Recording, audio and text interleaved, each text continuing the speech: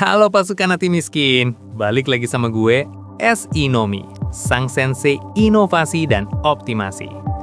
Kalian tahu nggak sih, kalau urusan dagang antara Indonesia sama Amerika itu tuh kayak roller coaster drama Korea. Udah jadian, udah tunangan, tiba-tiba ada pihak ketiga yang teriak, batal. Nah, kali ini dramanya makin panas. Amerika Serikat, atau lebih tepatnya geng yang deket sama era Trump, tiba-tiba menuding Indonesia membangkang kesepakatan dagang yang dulu udah susah payah diukir. Judulnya aja udah ngeri. AS tuding Indonesia membangkang. Kesepakatan dagang dengan Trump terancam batal. Emangnya kita ngapain sih sampai dibilang pembangkang? Apa gara-gara nggak mau kasih resep rahasia Indomie ke mereka? Terus, kalau sampai batal, bakalan drop lagi nggak ekspor kita? Tenang investor cerdas, selama 5 menit ke depan, kita bakal kupas tuntas data-data ini sedetail-detailnya sampai ke akar-akarnya.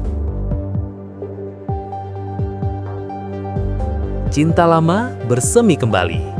Oke, sebelum kita bahas tuduhan pembangkangan, kita harus flashback dulu ke masa-masa Donald Trump menjabat. Ingat kan guys, Trump ini identik dengan kebijakan America First dan proteksionisme. Poin penting era Trump, perang dagang global. Trump nggak segan-segan pakai tarif tinggi ke banyak negara, terutama Tiongkok. Fokus pada defisit perdagangan. Tujuan utamanya adalah mengurangi defisit perdagangan AS, termasuk dengan Indonesia. Defisit perdagangan itu gampangannya gini, uang yang keluar buat beli barang luar lebih banyak daripada uang yang masuk dari jual barang keluar. Kayak dompet kamu di tanggal tua. Terus gimana mau kaya? Itulah yang dipikirin Trump. Nah, di tengah hype perang dagang itu, Indonesia sempat jadi sorotan, tapi untungnya diurus dengan negosiasi. Intinya ada beberapa komitmen yang diberikan Indonesia ke AS supaya kita tetap dapat perlakuan baik. Misalnya status GSP yang krusial itu nggak dicabut. GSP itu kayak kartu diskon premium buat ekspor kita.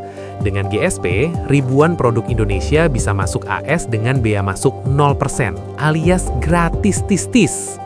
Kesepakatan ini udah kaya nyawa buat eksportir kita. Jadi, kesepakatan dagang yang dimaksud itu ya komitmen-komitmen yang kita berikan supaya GSP ini aman. Bayangin, kalau GSP dicabut, itu sama aja kayak kita lagi diskon gede, tiba-tiba kasirnya bilang, "Maaf, diskonnya batal, Anda harus bayar harga normal." Jelek, sakitnya tuh di data.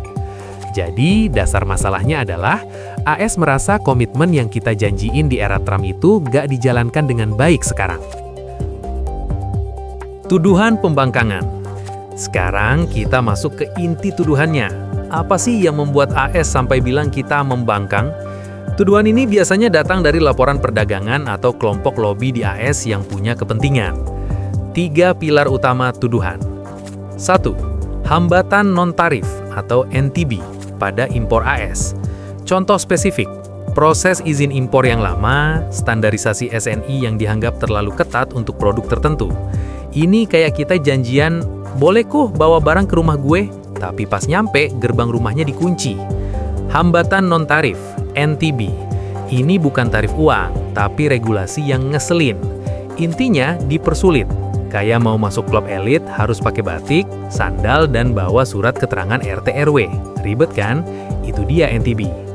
2. Sektor digital dan data lokal. Tuduhan. Indonesia diduga punya kebijakan yang mewajibkan perusahaan AS untuk menyimpan data atau mendirikan fasilitas komputasi lokal di Indonesia, Local Content Requirements. Ini dianggap membebani bisnis AS. Indonesia beralasan ini demi keamanan data nasional dan kedaulatan digital. AS melihatnya sebagai hambatan perdagangan yang tidak adil. 3. Isu hak kekayaan intelektual atau HAKI. Tuduhan. AS seringkali mengeluhkan masalah pelanggaran HAKI di Indonesia, mulai dari software bajakan sampai merek palsu. AS menilai penegakannya lemah, padahal ini adalah salah satu komitmen kunci.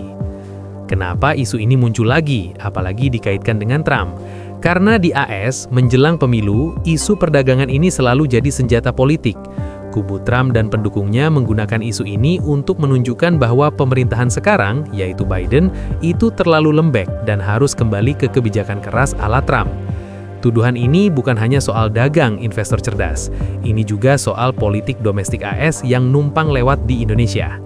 Jadi pasukan anti miskin, intinya tuduhan pembangkangan ini adalah bom waktu politik dari era Trump yang digunakan untuk menekan Indonesia. Permintaan AS fokus di sektor pertanian, digital, dan haki. Ancaman pembatalan GSP adalah kartu joker mereka, tapi geopolitik, Tiongkok menahan mereka. Nah, sekarang giliran kalian. Kalau kalian jadi Menteri Perdagangan, regulasi mana yang bakal kalian pertahankan mati-matian, dan regulasi mana yang menurut kalian bisa dilonggarkan demi menjaga hubungan dagang dengan AS? Coba kasih ide kalian di kolom komentar ya.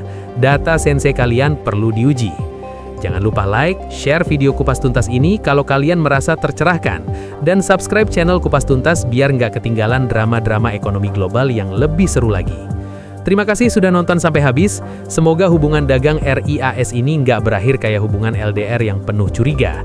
Daripada ribut, mending ngopi bareng sambil kupas tuntas data terbaru, ya kan? Sampai jumpa di video berikutnya. SI Nomi undur diri. Bye!